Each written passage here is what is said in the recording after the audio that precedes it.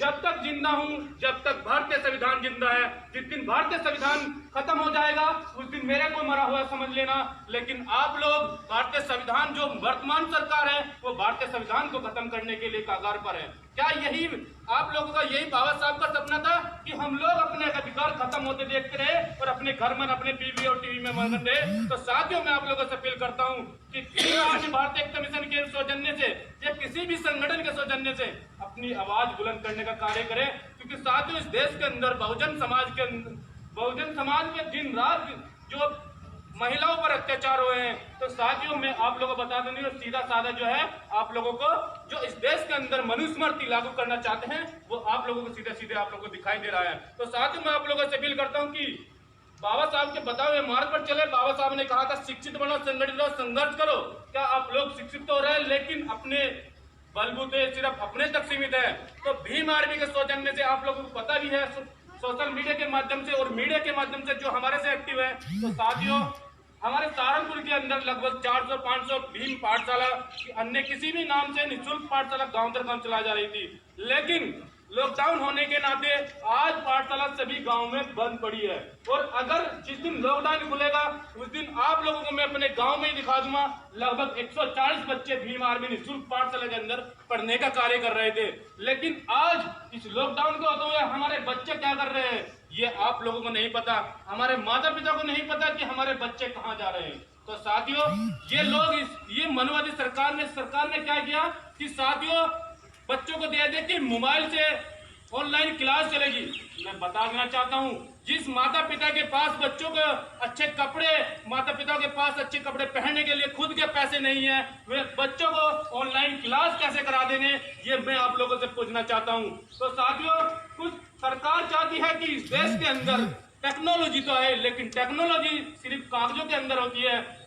मैं बता देना चाहता हूं, जो बहुजन समाज पढ़ने लायक था उसे भी ये शिक्षा से वंचित करना चाहते हैं। लेकिन हम लोगों को इनकी रणनीति को समझना होगा, नहीं तो साथियों वो गुलामी का दिन दूर नहीं जिस दिन आप लोग कहोगे कि साथियों हम लोग गुलाम हो गए। क्योंकि साथियों गुलामी का रास्ता आप लोग खुद देख रहे हो। क्योंकि हम लोग अपने बच्चों पर ध्यान नहीं देते हैं, हमारे बच्चे क्या कर रहे हैं, हमारे जितने युवा साथी हैं वे नशे की ओर बढ़ रहे हैं। क्या साथियों हमारे महापुरुषों का सपना यही था कि हमारे अपने माता पिता का सम्मान नहीं करते हैं, पढ़ाई के क्षेत्र में जाते हैं लेकिन पढ़ाई को वैल्यू नहीं देते हैं। तो साथियों मैं आप लोगों को बता देना चाहता हूं, अगर इस देश के अंदर आरक्षण व्यवस्था है तो आप लोग अच्छी अच्छी डिग्री, बड़े बड़े कोर्स फ्री में निःशुल्क करने का कार्य करते हैं। लेकिन आपने कभी अपने माता पिता से, अपने गुरुजनों से ये नहीं पूछा कि ये जो फीस स्कॉलरशिप हमारी आ रही है, जो हम फ्री में पढ़ रहे हैं, ये किसकी देन है? तो साथियों मैं बता देना चाहता हूं, ये सब हमारे बाबा साहब डॉक्टर भीमराव अम्बेडकर जी की देन है, जो आज हम अच्छी अच्छी डिग्री लेने के बावजूद भी फ्री में कोर्स करते हैं। लेकिन साथियों ये व्यवस्था सरकार ने खत्म कर दी है। और आप लोगों को ज्यादा सबूत देता हूं, उत्तराखंड के अंदर 2-3 साल से स्कॉलरशिप नहीं आ रही है। तो मैं बता देना चाहता हूं, जिस माता पिता की इनकम दिहाड़ी 300-200 रुपए दिहाड़ी हो तो क्या अच्छे स्कूल में अपने बच्चों को पढ़ा सकता है? नहीं साथियों, अगर हमें परिवर्तन लाना है तो हमें परिवर्तन को चेंज करना होगा, इस देश में अपना हुक्मरान बनाना होगा। क्योंकि साथियों मान्यवर कांचीराम जी ने एक बात कही थी कि अगर इस देश के अंदर लोकसभा राज्यसभा में अगर आपकी बात कोई नहीं सुनता तो साथियों हम लोगों को सड़क पर जगह बनानी होगी, तभी इनको नेताओं को सभी को अपनी औकात पता लग जाएगा।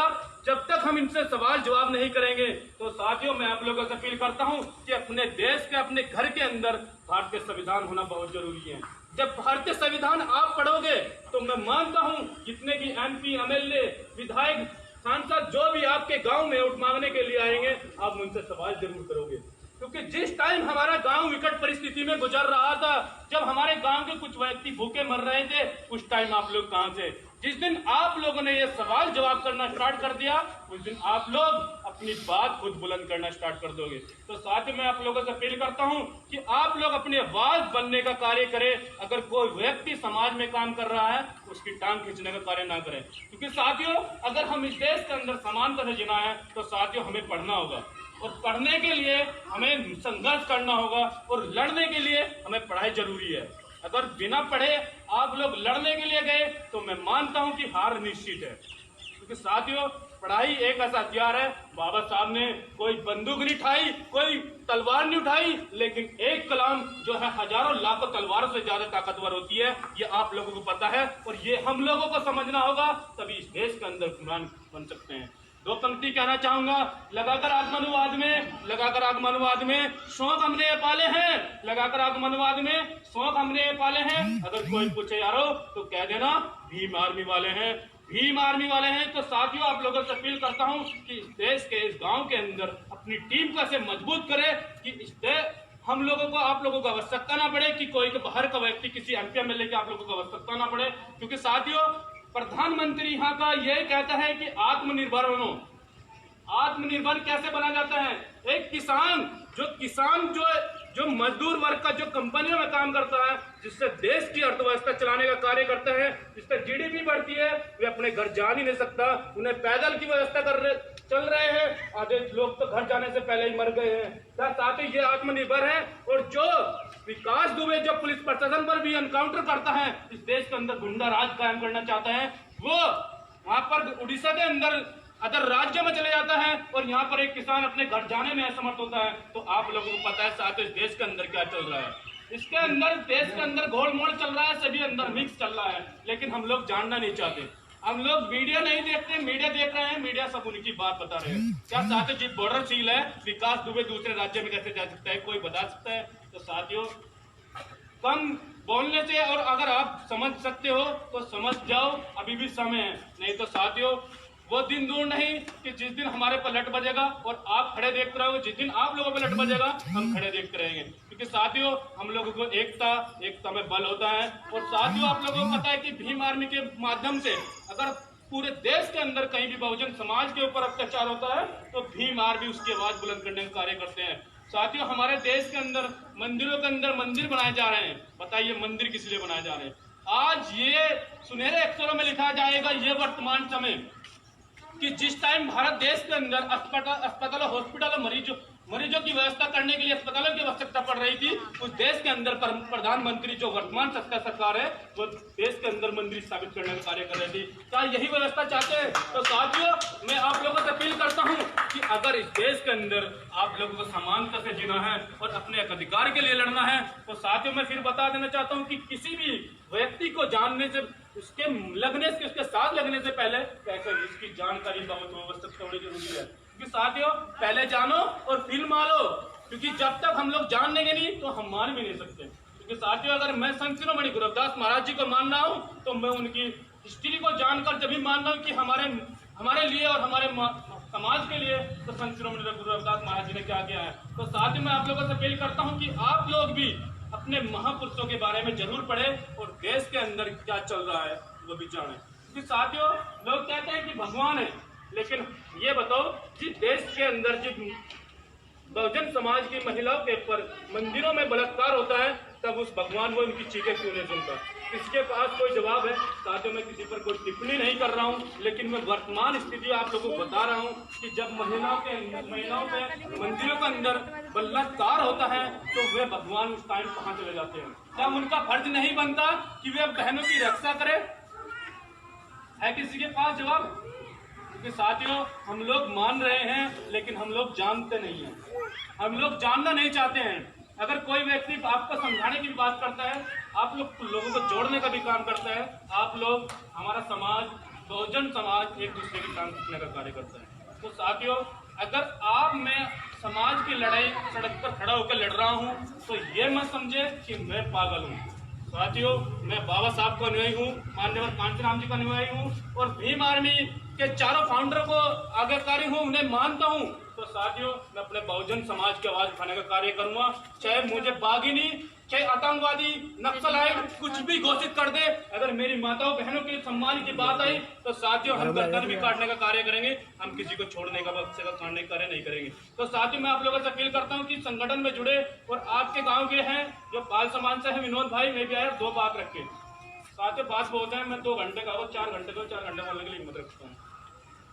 सभी मेरे गाँववासियों को जय हिंद। और जो हमारे भाई अनिल भाई हैं, इन्होंने जो आपको बताया है इसके बारे में थोड़ा भाई अपना जागरूक हो गए। और भाई आप सब लोगों को आप यहाँ इकट्ठा हुए, आप लोगों को बहुत दिल से, तहे दिल से मैं धन्यवाद देता हूँ। और भाई आप ऐसे ही आगे भी ऐसे ही इकट्ठा होकर चले। जय भीम, जय भारत। बहुत बहुत धन्यवाद साथियों।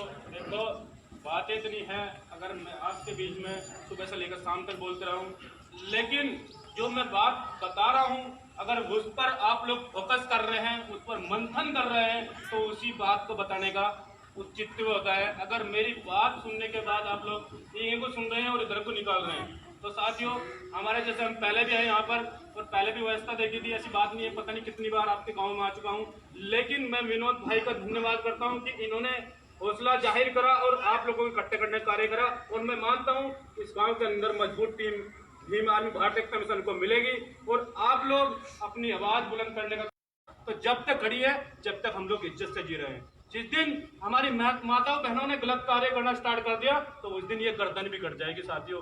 तो मैं आप लोगों से अपील करता हूँ कि माताओं बहनों को उनको भी समझाए और वे भी समझाए कि ऐसा काम ना करें जो आपके माता पिता की, आपके भाइयों की गर्दन नीची हो। क्योंकि साथियों इस देश के अंदर, लगभग पूरे देश के अंदर जो बहुजन समाज में अत्याचार हम लोग खुद भी करा रहे हैं। क्योंकि साथियों हमारे माता पिता को यह नहीं पता कि हमारी लड़की कहाँ जा रही है, हमारा लड़का कहाँ जा रहा है। तो साथियों हमें इस चीज पर फोकस करना है, हमें युवाओं पर भी कंट्रोल करना है। ये नहीं सोचो कि वो उसकी बहन आ रही, मेरी बहन नहीं है। तो साथियों गांव में अपनी बहन को बहन समझो, ये नहीं कि हम गलत निगाह से इस पर विचार करें। साथियों हम देखते हैं हमारे समाज के युवा जो है चौराहों पर खड़े हो जाते हैं और अपनी बहन बेटे को तकने का कार्य करते हैं। हमारे बड़े भाई सचिन ने बताया था। तो साथियों हम लोगों को ये नहीं करना है, हमें अच्छी शिक्षा प्रणाली अपनानी है, अच्छे नियम कानून अपनाने हैं, तभी इस देश के अंदर अपना हुक्मरान, अपना सत्ता स्थापित कर सकते हैं। साथियों मान्यवर कांचन जी ने कहा था और बाबा साहब ने कहा था कि साथियों बहुजन समाज के लोगों, मैंने आप लोगों को ये वोट का अधिकार बहुत ही कठिन परिस्थितियों में आप लोगों को वोट का अधिकार दे रहा हूं और मैं मानता हूं कि आपको जो ये वोट का अधिकार दिया जा रहा है आप इसका सही प्रयोग करेंगे।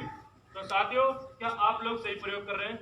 मैं तो मानता नहीं भाई, क्योंकि हम लोग पक्षपात हो जाते हैं। हम ये देखते हैं कि अगर ये हमारी पार्टी है, ये भाई विनोद भाई खड़ा है, हम लोग इसको वोट देते हैं।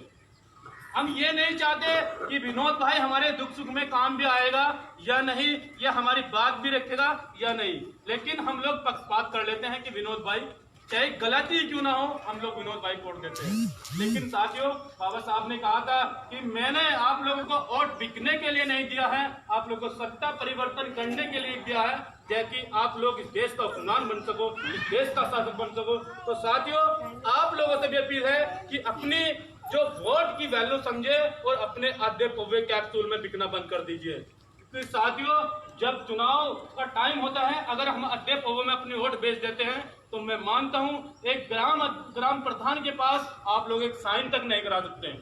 क्यों? क्योंकि साथियों वोट के टाइम पे उसने आपको चाय पकौड़ी भी खुआई और आपको पौवा भी पिया, तो बताइए वो आपका साइन क्यों करेगा?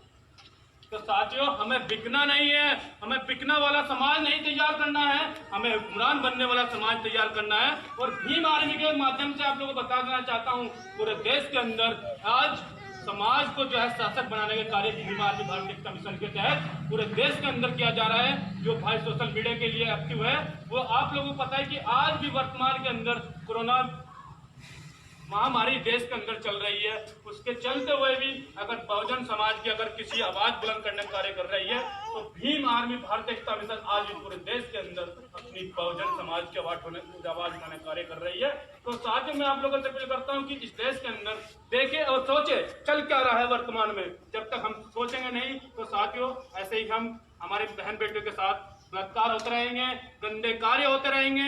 एक आज भी दीपाक्षी लड़की है, शायद हमारे समाज की है, वो अमेरिका के अंदर पढ़ने के लिए गई। अच्छा बिहार की पता नहीं कौन सी जिले की है, उसने जिला टॉप किया और उसे स्कॉलरशिप बेस पर उसे अनुदान दिया गया और वो अच्छी पढ़ाई पढ़ने के लिए इस देश से बाहर चली गई, अमेरिका के अंदर पढ़ने के लिए चली गई। लेकिन साथियों अब लॉकडाउन होने के चलते वह बहन अपने गांव अपने शहर में आ रही थी और वह अपने चाचा के लिए अपने किसी रिश्तेदारी में जा रही थी अपने चाचा के साथ में। लेकिन इस देश में जो राज घोषित हो रहा है ये मनवादी सरकार के द्वारा, उस बहन को किसी मन चलो लुच्चे लफंगों ने उस बहन के साथ में बदतमीजी की रास्ते में चलते हुए बुलेट पर आए और साथियों उसके चाचा जो बाइक चला रहे थे वो बाइक गिर गई और वो लड़की वहीं पर एक्सपायर हो गई। तो साथियों हमें देखना है इस देश के अंदर चल क्या रहा है। अगर आप टीवी मीडिया में आप लोगों को बताता हूँ, जो टीवी आपके जो हमारी माताएं बहनें देखती है ना नागिन सास बहू, तो साथियों हमें इन माताओं बहनों को इनसे दूर करना होगा। तो साथियों अगर हम इनमें उलझे रहे तो सरकार चाहती है कि आप लोग इनमें उलझे रहे, क्योंकि अगर आप लोग शिक्षा के क्षेत्र में जाओगे तो आप सरकार से जवाब तो मांगोगे जरूर, क्योंकि हम लोग जब पढ़ने योग्य हो जाते हैं तो हम समाज को भूल जाते हैं। तो मैं आप लोगों से अपील करता हूं कि साथियों इस देश को अगर आप लोग बाबा साहब को अपना बनाना चाहते हैं, अपने को हुक्मरान बनाना चाहते हैं, तो साथियों हमें अच्छा कार्य करना होगा। तो भीम आर्मी भारतीय एकता मिशन के आप लोगों को सौजन्य से बता देना चाहता हूँ, कितने व्यक्ति यहाँ पर भीम आर्मी भारतीय एकता मिशन से जुड़ना चाहते हैं, कितने व्यक्ति समाज को अपना योगदान देना चाहते हैं। आप लोगों को रोज कार्य नहीं करना है कि आप लोग रोज आ जाओ मोटरसाइकिल ठाक आ जाओ, क्योंकि साथियों मैं भी एक गरीब परिवार से हूँ, गरीब परिवार से बिलोंग करता हूँ, लेकिन मैं भी समाज को, मेरा प्रयत्न यह होता है कि रोज भी समाज को एकजुट करने का कार्य करूँ। ये नहीं पता कि समाज कब होगा, लेकिन मेरा परिवर्तन यही रहता है कि समाज को रोज के एकजुट करने का कार्य करूँ। तो साथियों कितने व्यक्ति ऐसे हैं जो समाज में अपना योगदान देना चाहते हैं, क्योंकि साथियों देखो मैं बता रहा हूँ, मैं अगर चाहता हूँ कि आप समझे कि मैं बाबा साहब का कर्ज उतार रहा हूँ, नहीं साथियों मैं बाबा साहब का 0.1 भी नहीं बाबा साहब का कर्ज उतार रहा हूँ।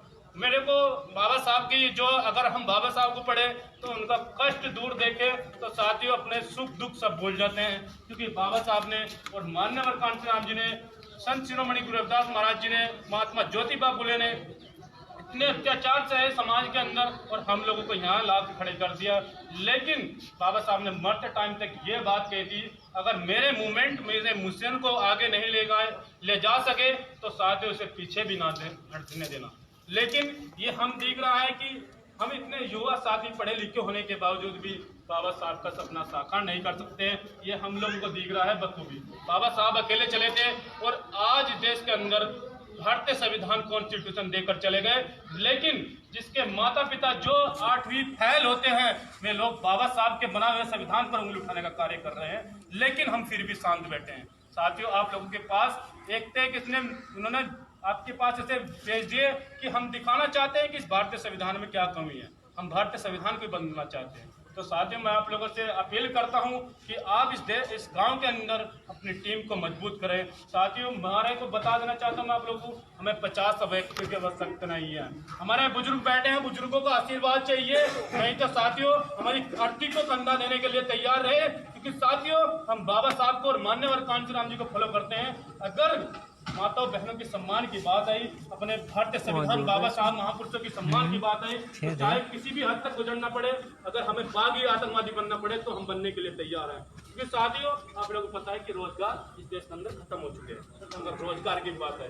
क्योंकि साथियों मैं बता देना चाहता हूँ बहुजन समाज 90% जो है रेलवे की जॉब में जाता था ही नहीं जाता था, लेकिन साथियों रेलवे का निजीकरण कर दिया है इन लोगों ने, रेलवे को बेचने का कार्य कर रहे हैं। साथियों मोदी ने कहा कि हम लोग देश बिकने नहीं देंगे, हम देश रुकने नहीं देंगे, तो साथियों देश को बेचने का कार्य वो लोग कर रहे हैं। तो हमें अपनी आवाज को बुलंद करना होगा, हमें देखना होगा कि इस देश के लिए रणनीति क्या चल रही है। हमारे युवा साथी यूपी पुलिस में जाते थे, लेकिन यूपी पुलिस में आरक्षण खत्म कर दिया गया। 400 सभी के लिए फीस है, जनरल के लिए ओबीसी के SC ST OBC सभी के लिए 400 रुपये फीस है, रेलवे के लिए भी कोई प्रोसीजर है। तो साथियों मैं बता देना चाहता हूँ, अगर ये समझे कि हम लोग पढ़े लिखे नहीं है, हम लोग भी पढ़े लिखे हैं। साथियों मैं मानता हूँ मेरे बराबर यहाँ किसी भी डिग्री नहीं होगी, छोटी सी उम्र में कानपुर के 4 कोने पढ़ चुका हूँ। अब देख लो 5 साल हो गए समाज के अंदर काम भी कर रहा हूँ, लेकिन मैं आप लोगों से अपील करता हूँ कि पढ़ाई के साथ साथ अपने महापुरुषों के, अपने बहन बेटियों के सम्मान की भी बात करें, अपने अधिकार के लिए लड़ने के लिए भी अग्रसर हो, अस्तित्व कायम कर सकते हैं। नहीं तो साथियों बता देना चाहता हूँ क्योंकि समय बहुत हम लोग फिर भी वही है कि हम लोग चाहते हैं कि समाज को एकजुट करना। हमारा मकसद ये नहीं कि समाज में फूट डालना। बहुजन समाज 85% है, 85% बताइए आप लोग कहाँ हो? 85% होने के बावजूद भी लेकिन हमारे यहाँ पर हमारे देश के अंदर आज देश के अंदर जो हुक्मरान कर रहे हैं 5% लोग क्यों कर रहे हैं, लेकिन हम लोगों ने आज तक कभी सोचा नहीं है। क्योंकि साथियों वे लोग अंग्रेजों वाली रणनीति अपना रहे हैं कि फूट डालो और राज करो, यह रणनीति चल रहे हैं। भाई में आपस में भिड़ा दिया, चाचा को दोनों भाइयों को आपस में भिड़ा दिया, चाचा को आपस में भिड़ा दिया। तो साथियों आप फिर से अपील करता हूँ कि साथियों हमें लोगों को आपस में लड़ना नहीं है, हमें अपने को भाईचारा कायम करना है। क्योंकि साथियों अगर हम लोग भाईचारा से कायम हैं तो हमें बता देना चाहता हूँ, आप अपनी आवाज़ कहीं भी बुलंद कर सकते हो, किसी की औकात नहीं है कि आप लोगों के ऊपर उंगली उठा सके, क्योंकि आप लोग भी यहाँ पर मूल निवासी हो, आप लोग भी देश के नागरिक हो। लेकिन साथियों हम लोग करना नहीं चाहते, हम लोग सामना नहीं करना चाहते हैं। अगर कोई भी व्यक्ति लड़ रहा है तो आप लोग उसकी भी टांग खींचने का कार्य करते हैं। तो साथियों कितने व्यक्ति ऐसे हैं जो भीम आर्मी भारत एक्सटेंशन में अपना कीमती समय निकालकर कुछ समाज में देना चाहते हैं। क्योंकि साथियों एक बात बता देना चाहता हूँ, कड़वी है लेकिन सच्चाई है। अगर इस देश के अंदर आप लोग कुत्ता भी देखोगे ना, कुत्ता भी साफ कर बैठता है, लेकिन हम लोग उसके भी उससे भी नीचे हो रहे हैं, क्योंकि हम लोग अपना काम बखूबी करना नहीं चाहते, हम लोग दूसरे के कंधे पर बंदूक धरकर चलाना चाहते हैं। तो साथियों आप लोग संगठन में जुड़े और संगठन की मूवमेंट को मजबूत करने का कार्य करें। जो आपके साथी ग्राम अध्यक्ष बनाए जाएंगे, उपाध्यक्ष बनाए जाएंगे, उनका सम्मान करें, उन्हें अपने गांव की समस्या बताएं। अगर इन ग्राम अध्यक्ष पे आपकी समस्या सोल्व नहीं हो रही है तो हमारा ब्लॉक अध्यक्ष है, ब्लॉक अध्यक्ष पर समस्या सोल्व नहीं हो रही है, विधानसभा अध्यक्ष है, विधानसभा की पूरी बॉडी है, अगर उन पर भी सोल्व नहीं हो तो जिले की बॉडी है, जिले पर भी सोल्व नहीं हो रही तो मंडल की बॉडी है, अगर मंडल पर भी सोल्व नहीं हो रही तो साथियों राष्ट्रीय लेवल की बॉडी है। ऐसा कोई किस्सा नहीं, ऐसा कोई केस नहीं जिसका समाधान नहीं हो सकता। लेकिन साथियों अगर कुछ भी होता है तो कॉम्प्रोमाइज तो करना पड़ेगा। तो साथियों मैं आप लोगों से, अपने युवाओं से अपील करता हूँ कि साथियों नशे को छोड़े और शिक्षा की ओर अग्रसर हो। साथ ही दो पंक्ति कहना चाहूंगा, मंजिल उन्हीं को मिलती है, मंजिल उन्हीं को मिलती है जिनके सपनों में जान होती है। पंखों से कुछ नहीं होता दोस्तों, हौसलों से उड़ान होती है। तो साथियों अपनी हौसलों को बुलंद करने के लिए अपने इतिहास को पढ़े, भारतीय संविधान को पढ़े, किताबों के साथ साथ अपने महापुरुषों के, अपने माता पिता को सम्मान करना सीखे।